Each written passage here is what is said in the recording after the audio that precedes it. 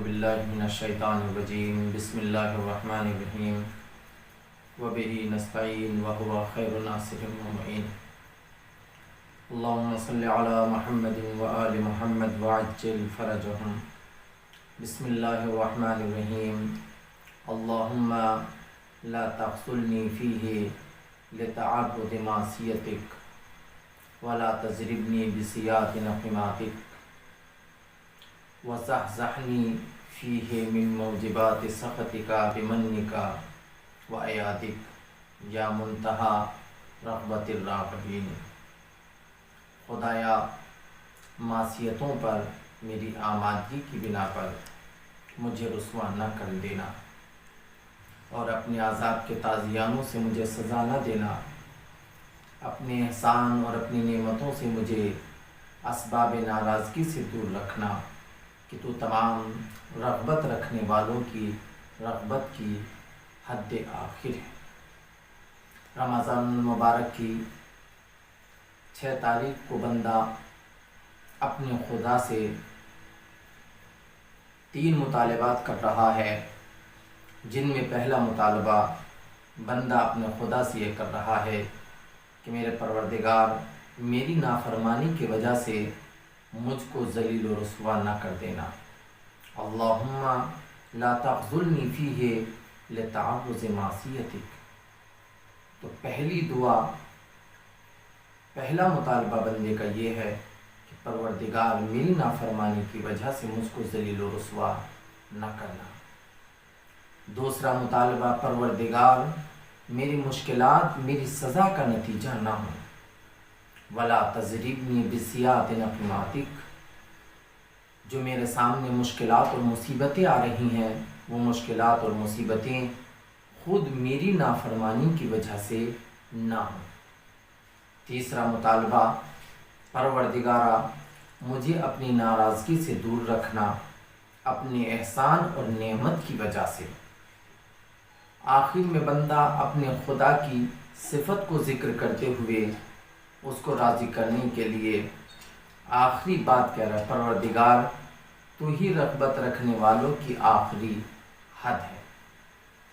تو آج کے اس 6 دن پہلا مطالبہ بندے کا یہ ہے کہ پروردگار میری نافرمانی کی وجہ سے مجھ کو ذلیل و رسوا نہ کرنا۔ انسان جب گناہ کرتا ہے تو یہ گناہ انسان کو ایک نہ ایک دن ذلیل و رسوا کر دیتے ہیں۔ لہٰذا انسان کو یہ کوشش کرنا چاہیے کہ وہ اپنے آپ کو گناہوں سے بچا کر رکھے، تاکہ عزت و سربلندی اس انسان کے شامل حال ہو جائے۔ نافرمانی پروردگار ذلت و رسوائی کا ذریعہ ہے اور اطاعت پروردگار عزت و سربلندی کا ذریعہ ہے۔ جتنی ہم خداوند عالم کے احکام کی اطاعت کرتے چلے جائیں گے، اتنا ہی لوگوں کے درمیان مقبول ہوتے چلے جائیں گے۔ خداوند عالم قرآن مجید میں ارشاد فرماتا ہے، ان الذین آمنوا وعملوا الصالحات سیجعل لهم الرحمن ودا۔ بے شک وہ افراد کے جو ایمان لے کر آئے اور عمل صالح انجام دیے، سیجعل لهم الرحمن ودا، کہ بے شک خداوند عالم ان قریب لوگوں کے دلوں میں ان کی محبت ڈال دے گا۔ تو اطاعت پروردگار محبت کی ضامن ہے۔ اگر ہم خدا کے لیے ہر کام انجام دیں گے، شاید کچھ دیر کے لیے لوگ ہم سے ناراض ہو جائیں، لیکن اگر ہم خدا کو راضی رکھنے کے لیے، خدا کو راضی کرنے کے لیے لوگوں کو ناراض بھی کر لیں، تو یاد رکھیں خدا ہمارا ضامن ہے، وہ ہمارا کفیل ہے، وہ ہماری مدد کرے گا، لوگوں کے درمیان ہماری محبت کو وہ پھیلائے گا۔ بس ہمارا کام للہ ہے کہ ہم کام جو بھی کریں وہ اللہ کے لیے کریں، پھر اس ہمارے کام کو اور ہماری ذات کو باقی رکھنا اس خدا کا نتیجہ اس خدا کے ہاتھ میں ہے۔ اس نے کہا ہے تم میرے لیے اٹھو तुम मेरे लिए काम करो, मैं तुमको बाकी रखूँगा। लिहाजा अगर हम ये चाहते हैं कि हम इस कायनात में अपनी ज़िंदगी में भी लोगों के लिए मर्जा बने और मरने के बाद भी हमारा नाम ज़िंदा रहे, तो हमको इताअत परवरदिगार करना पड़ेगी। जितनी भी अजीम शख्सियतें तारीख़ इस्लाम, तारीख़ शियत में गुजरी हैं, आप देख लीजिए, उस वक्त का ज़माना तो उनका मुखालिफ था, लेकिन आज वही ज़माना उनसे मोहब्बत कर रहा है। करबला के मैदान में चंद शख्सियतें थी, पूरा अरब उनका दुश्मन था। कोई ये नहीं कह सकता था हालात को देखते हुए कि एक ज़माना वो आएगा कि जब पूरी दुनिया इनसे मोहब्बत करेगी, चाहे वो इस्लाम का कलमा पढ़ता हो या कलमा ना पढ़ता हो, चाहे वो अहले बैत का चाहने वाला शिया हो चाहे शिया ना हो, हर एक अगर उस वक्त के हालात और माहौल को देखता तो यही कहता कि ये तो चंद अफराद हैं, चंद घंटे के अंदर ख़त्म हो जाएंगे, इनका कोई नाम लेने वाला न रहेगा। लेकिन परवरदिगार ने कहा तुम मेरे लिए उठ रहे हो, तो फिर मैं तुमसे वादा करता हूँ कि मैं तुमको कभी मरने न दूंगा। हदीस कुदसी में खुदावंद आलम इरशाद फरमाता है कि तुम ए मेरे बंदे तुम मेरा हो जा, तू मेरी इताअत कर, मैं तुझे अपने जैसा बना दूंगा। फिर उसी में आगे इरशाद फरमाता है मैं ऐसा खुदा हूँ कि जिसको कभी मौत नहीं आती, मेरे बंदे मैं तुझे ऐसा बना दूंगा कि कभी तुझे मौत नहीं आएगी। फिर उसके बाद इरशाद फरमाया खुदावंद आलम ने कि मैं ऐसा गनी हूँ जो किसी का मोहताज नहीं हूँ, तू मेरी इताअत कर, मैं तुझे ऐसा गनी बना दूंगा कि तू किसी का मोहताज न रहेगा। लिहाजा हमारी ये जिम्मेदारी है कि परवरदिगार हम तेरी इताअत करें, हम उसकी इताअत करें, इज्जत हमारे कदम चूमेगी। अगर हमने उसकी इताअत न की, नाफरमानी की, तो ज़िल्लत और रुसवाई हमारे सामने है। लिहाजा अगर हम ज़िल्लत और रुसवाई से, या आज के ज़माने में आप देख लीजिए जो सर उठाकर जी रहे हैं, जो दुश्मन की आंखों में आंखें डालकर गुफ्तगू कर रहे हैं, कौन? एक छोटा सा लश्कर है हिज़्बुल्लाह की शक्ल में, और बड़ी सुपर पावर ताकतें उनके सामने हैं, लेकिन खुदा की कसम आज पूरी दुनिया उनका कलमा पढ़ रही है। बड़ी बड़ी ताकतें उनके सामने सरनुगू हैं, उनका कुछ बिगाड़ नहीं पा रही हैं। कल जिनको कोई पहचानता नहीं था, आज पूरी दुनिया उनका नाम लेकर कहती है कि उनसे बड़ी ताकत कोई नहीं है।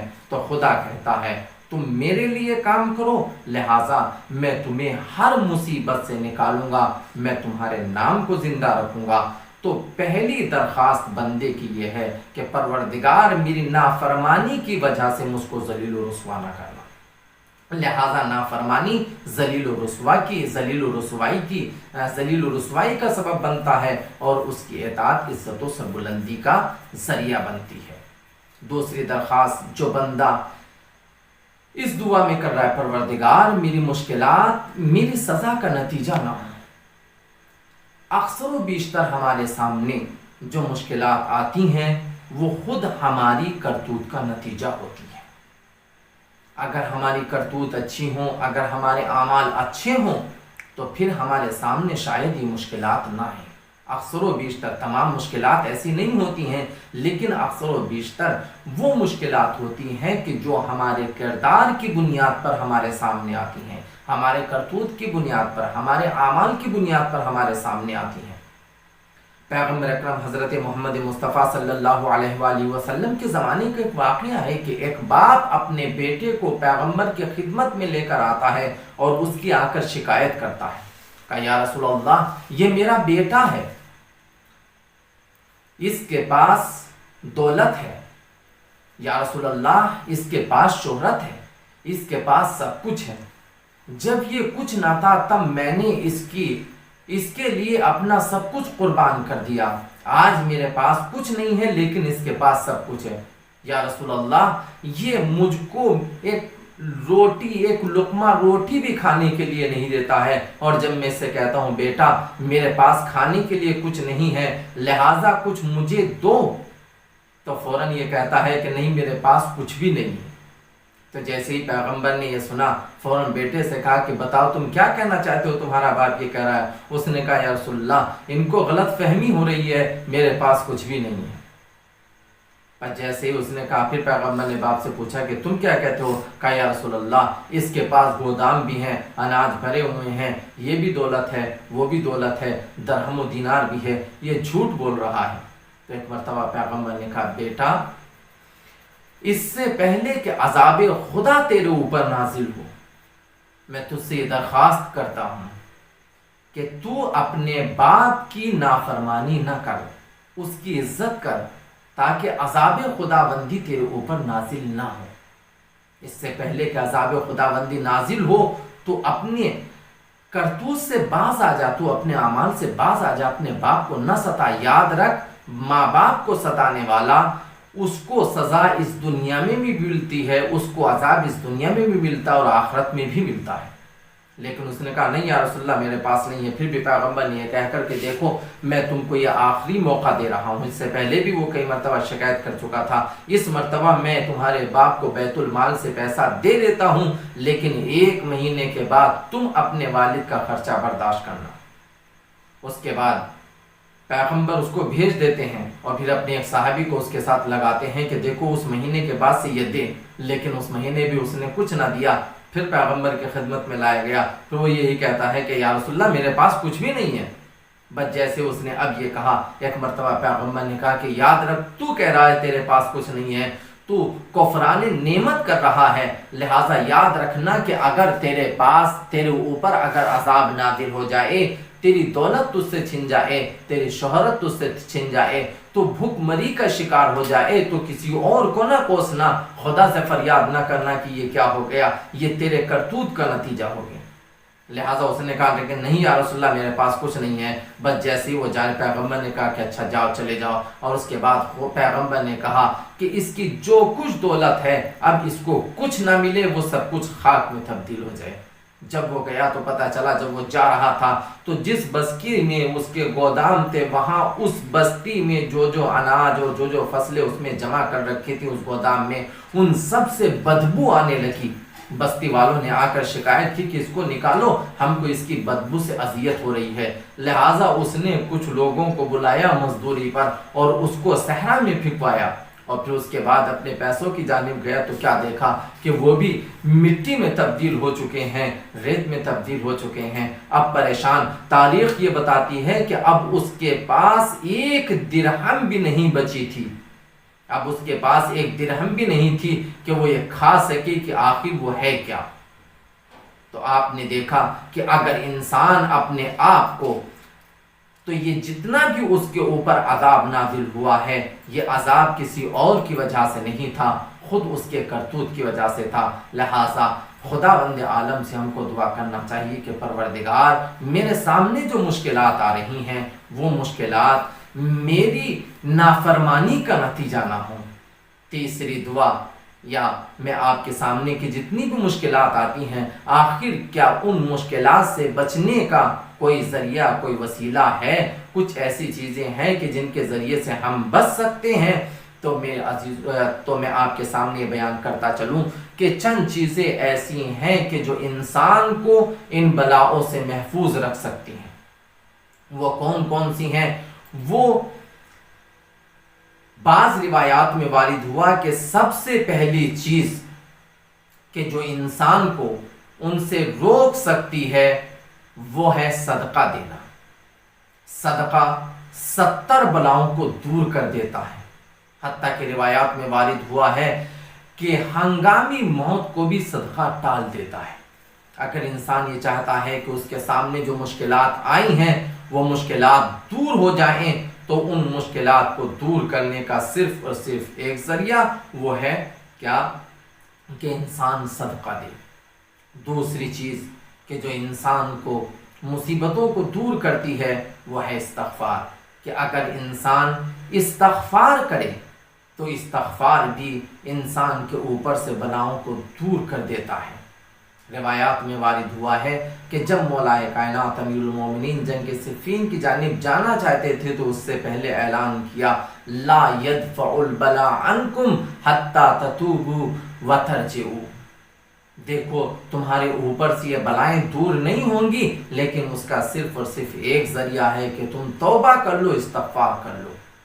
تو پہلی چیز صدقہ ہے کہ جو بلاؤں کو دور کرتا ہے، مشکلات کو دور کرتا ہے، دوسرے استغفار ہے کہ جو بلاؤں اور مشکلات کو دور کرتا ہے، تیسرے ہے دعا، انسان پروردگار سے دعا کرے، دعا انسان کی مشکلات کو حل کرتے۔ امام سجاد ارشاد فرماتے ہیں الدعاء يدفع البلاء النادل وما لم ينزل، دعا وہ سرمایہ ہے، دعا وہ آلہ ہے کہ جو انسان کے اوپر نازل ہونے والی تمام مصیبتوں کو دور کر دیتا ہے۔ صرف نازل ہونے والی مصیبتوں ہی کو دور نہیں کرتی، بلکہ جو مصیبتیں ابھی نازل نہیں ہوئی ہیں ان کو بھی دور کر دیتی ہے۔ تو ہم کو اگر ہم یہ چاہتے ہیں کہ ہمارے اوپر جو مصیبتیں نازل ہو گئی ہیں، چاہے وہ ہمارے کرتوت اور ہمارے عمل کی وجہ سے ہوں، یعنی خدا ہمارا امتحان لینا چاہتا ہے، اگر یہ چیزیں ہیں تو پھر ہم کو خدا سے دعا کرنا چاہیے کہ پروردگار، استغفار کریں، صدقہ دیں، پھر اس کے بعد دعا کریں کہ پروردگار ہماری ان مشکلات کو دور کر دے۔ کل میں نے استغفار کے بارے میں آپ کے سامنے بیان کیا تھا کہ صرف استغفار زبان سے کہہ دینے کا نام نہیں ہے، بلکہ مولا کائنات نے کہا تھا پہلے جو گناہ کر چکا ہے اس کے اوپر احساس شرمندگی ہو، اور پھر آئندہ زمانے میں پھر گناہوں کا ارادہ نہ رکھتا ہو، حقوق العباد کو ادا کرے، حقوق الناس کو ادا کرے، جو گوشت اس کا مال حرام سے بنا ہے وہ اتنی مال حلال غذا کھائے کہ اس کا وہ گوشت ختم ہو جائے، پھر دوسرا گوشت اس کے اوپر آ جائے۔ تو یہ کام ہماری ذمہ داری ہے۔ تیسرا مطالبہ جو خدا سے بندہ کر رہا ہے وہ یہ، پروردگار مجھے اپنی ناراضگی سے دور رکھنا۔ اپنے احسان و نعمت کی وجہ سے انسان کو کوشش کرنا چاہیے کہ ہمارا پروردگار ہم سے ناراض نہ ہو۔ اگر ہمارا پروردگار ہم سے ناراض ہو گیا تو یاد رکھیے پھر کائنات کی کوئی بھی شے ہم کو کچھ دے نہیں سکتی۔ امام حسین ارشاد فرماتے ہیں جس نے تجھے پا لیا اس نے کھویا کیا، اور جس نے تجھے کھو دیا اس نے پایا کیا۔ لہٰذا ہماری یہ ذمہ داری ہے۔ پھر آخر میں بندہ خدا کو واسطہ دے کر کہتا ہے بمنکا و ایادکا یا منتہا رغبت الراغبین، تو ہی آخری حد ہے، تو ہی آخری رغبت کرنے والوں کی تو ہی آخری حد ہے۔ اس کے لیے میں صرف ایک ہی کہ انسان اپنے گناہوں کی وجہ سے ذلیل و رسوا نہ ہو۔ پہلی دعا یہ پروردگار مجھ کو ذلیل و رسوا نہ کرنا، پروردگار جو میرے اوپر مشکلات ہیں۔ دوسری دعا یہ ہے پروردگار جو میرے سامنے مشکلات ہیں وہ میرے عمل کا نتیجہ نہ ہو۔ اور پھر تیسری دعا یہ تھی کہ پروردگار تو مجھ سے ناراض نہ ہو جانا۔ ان سب کو ایک جناب موسیٰ کے زمانے کی ایک داستان ہے کہ جناب موسیٰ کے زمانے میں قحط پڑا، اور جب قحط پڑا لوگ پریشان ہو گئے، جناب موسیٰ کے پاس آئے، یا نبی اللہ کچھ کیجئے، بچے پیاسے مر رہے ہیں، بھوکے مر رہے ہیں، مویشی مر رہے ہیں، اب کیا کیا جائے، برداشت نہیں ہوتا۔ تو جناب موسیٰ نے دعا کی پروردگار میری قوم کے اوپر سے اس عذاب کو دور کر دے۔ تو ایک مرتبہ آواز پروردگار آئی، موسیٰ میں تیری قوم کے اوپر سے عذاب دور کر سکتا ہوں، لیکن تیری قوم کے درمیان ایک ایسا بندہ ہے کہ جس کی وجہ سے تیری قوم کے اوپر عذاب نازل ہونے والا ہے، جس کی وجہ سے تیری قوم کے اوپر عذاب نازل ہوگا۔ میں ایک روایت پہلے آپ کے سامنے پڑھ دوں۔ روایت میں وارد ہوا ہے کہ جناب موسیٰ ہی کی قوم کے بارے میں ہے کہ خدا نے ارشاد فرمایا کہ تمہارے 70,000 لوگوں کے اوپر عذاب نازل کیا جائے گا، ان میں 40-30 ہزار وہ ہوں گے کہ جو گنہگار ہوں گے، اور 40 ہزار وہ ہوں گے کہ جو نیک ہوں گے، اچھے اعمال کرنے والے ہوں گے۔ جناب موسیٰ نے پوچھا پروردگار، یہ جناب موسیٰ جناب شعیب، پروردگار آخر اس کی وجہ کیا ہے؟ جناب شعیب کے زمانے کا واقعہ ہے، پروردگار آخر اس کی وجہ کیا؟ نیک لوگوں کے اوپر عذاب نازل کیوں ہوگا؟ تو جناب پر آواز پروردگار آئی، شعیب یاد رکھو چونکہ یہ جو 40,000 آدمی ہیں یہ ان 30,000 لوگوں کو برائی کرتے ہوئے دیکھ رہے تھے، خاموش رہے، نہ ہی ان کو روکا اور نہ ہی اظہار ناراضگی کی، لہٰذا ان کے ساتھ ان کے اوپر بھی عذاب نازل ہوگا۔ لیکن یہاں پر جناب موسیٰ کے زمانے میں ایسا نہیں ہے۔ جب ان کے اوپر عذاب نازل ہوا، ایک بندہ ہے جس کی وجہ سے عذاب نازل ہو رہا ہے۔ پروردگار نے کہا جب تک وہ تمہاری قوم کے درمیان ہے یہ سوکھا جانے والا نہیں ہے۔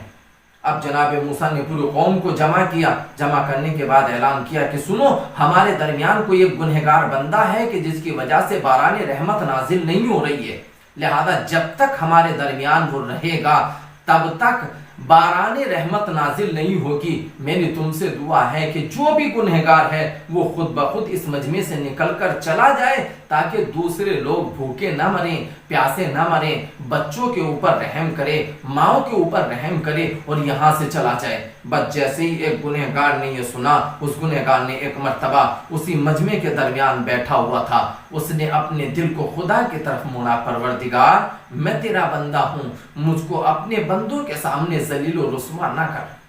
دیکھیں پہلی دعا کیا کر رہا ہے بندہ کہ پروردگار مجھ کو میری معصیتوں کی وجہ سے مجھ کو ذلیل و رسوا نہ کر دینا، جو مشکلات آئے وہ میرے عمل کی وجہ سے نہ ہوں، یہ اس کے عمل کی وجہ سے مشکل آئی، لیکن وہ کہہ رہا ہے پروردگار میں تیرا بندہ ہوں، مجھ کو ذلیل نہ کر دینا، میں حقیقی توبہ و استغفار کرتا ہوں، بعد کے بعد کبھی گناہ نہیں کروں گا، میری توبہ کو قبول کر لے، مجھ کو ذلیل و رسوا ہونے سے بچا لے اور باران رحمت نازل کر دے۔